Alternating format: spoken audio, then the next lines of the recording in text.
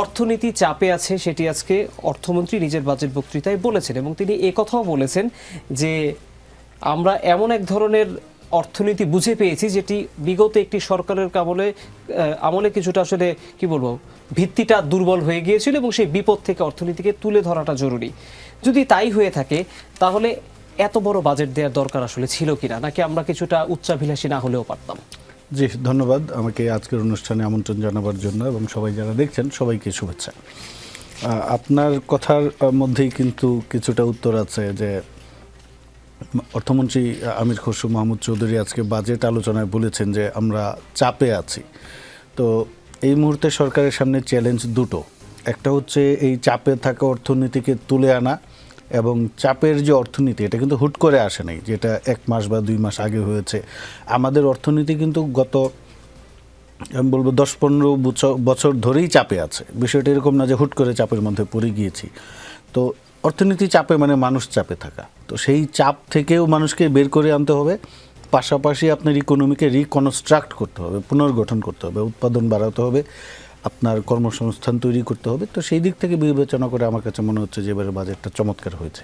যদি তাই হয়ে থাকে, আপনার কাছে কি মনে হয় কিনা যে সরকার অনেক বেশি লোড বা দায়িত্ব নিয়ে নিচ্ছে? সরকারের দায়িত্ব নিবে সেটি অনেক বিষয় না, কিন্তু আমার অর্থ পাচার থামাতে হবে, আর্থিক খাতে শৃঙ্খলা ফেরাতে হবে, মূল্যস্ফীতি কমাতে হবে। যদিও বিদ্যুৎ ও জ্বালানির দাম সমন্বয়ের কারণে আসলে মূল্যস্ফীতি 7.5% নামানো যাবে কিনা নিয়ে সেটি নিয়ে এক ধরনের প্রশ্ন কিন্তু চলে এসেছে।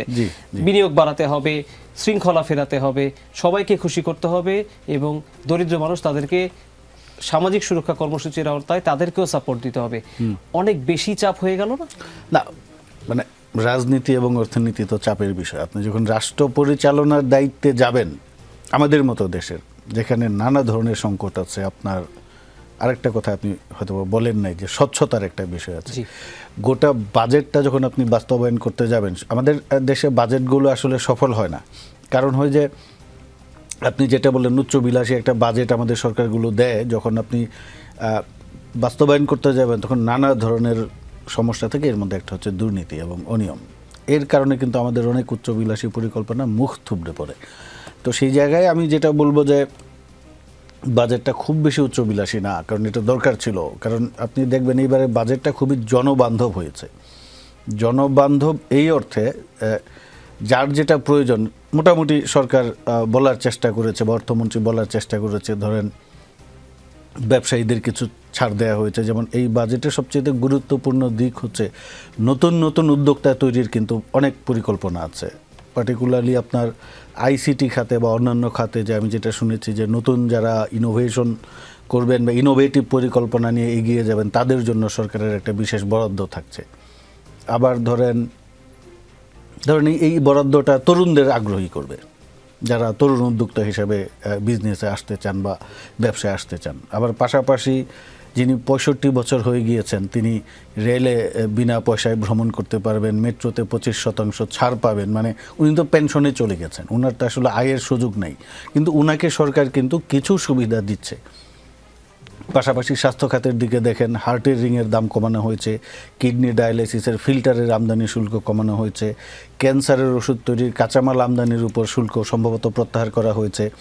এছাড়া যে ওষুধের যে আরও অন্যান্য কিছু ওষুধ আছে যার কাঁচামাল আমদানির উপর করা হয়েছে, মানে শুল্ক কমানো হয়েছে। তো আমার কাছে মোটা দাগে রাজনীতি বিজ্ঞানের ছাত্র হিসেবে আমার কাছে যেটা মনে হচ্ছে, এই বাজেটে মূলত আপনি যে সার্ভিস নেবেন, আপনি যেই সার্ভিসই নেন, আগে আমাদের দেশে একটা প্রবণতা ছিল আপনি সার্ভিসও নেবেন পাশাপাশি আপনাকে কর দিতে হবে। সিমের 300 টাকার একটা কর ছিল, সেটা কিন্তু এবার প্রত্যাহার করা হয়েছে। যে আপনি সেবা কিনছেন, ঠিক আছে, আপনি পার মিনিটের প্রাইস বা অন্যান্য কিছুর জন্য অর্থ আপনাকে অবশ্যই দিতে হবে, কিন্তু আপনি যে সিমটা কিনছেন এর জন্য ক্রেতা হিসেবে আপনাকে কর দিতে হয়। এখন বিক্রেতাদের কাছ থেকে তো সরকার ভ্যাট নেয়, কিন্তু ক্রেতাদের কাছ থেকে কেন নেবে?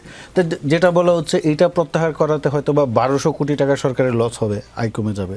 কিন্তু যখন আপনার মোবাইল পেনিট্রেশন বাড়বে বা ইন্টারনেট পেনিট্রেশন বাড়বে, কারণ এখন সবাই সিমে কিন্তু মোবাইলে কিন্তু ইন্টারনেট ব্যবহার করে, এখন প্রথমত আপনার এগুলার পেনিট্রেশন বাড়লে কিন্তু আপনার আয় বেড়ে যাবে, আপনি ভ্যাট পাবেন, ওখান থেকে আপনি আরও নানা ধরনের কর পাবেন।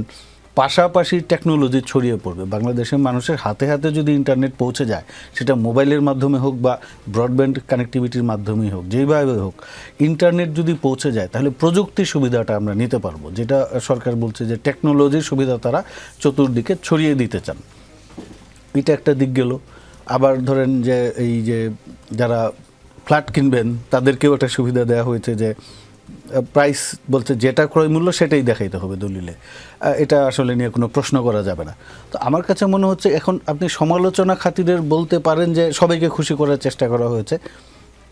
যারা সরকারের থাকবেন, দায়িত্ব পরিচালনা করবেন, তাদের কাজই তো হচ্ছে যার যেটা চাহিদা নিয়মের মধ্য থেকে, সামর্থ্যের মধ্য থেকে সেটা নিশ্চিত করা। রাষ্ট্র তো ফ্যাসিলিটেটরের ভূমিকা পালন করবে, রাষ্ট্র আপনার টুটি চেপে ধরার জন্য তো ভূমিকা পালন করবে না। সেই জায়গা থেকে আমার কাছে মনে হয়েছে বাজেটটা যথেষ্ট ভালো, জনবান্ধব, এবং প্রধানমন্ত্রী তারেক রহমানের যে একটা ভিশন আছে বাংলাদেশকে নিয়ে, উনি আগামী 5 বছর পরে বাংলাদেশকে যেই জায়গায় দেখতে চান, আমার মনে হয় যে তার কিছুটা প্রতিফলন আমরা এই বাজেটে দেখতে পেয়েছি, পরবর্তী বাজেটে আরও দেখতে পাবো।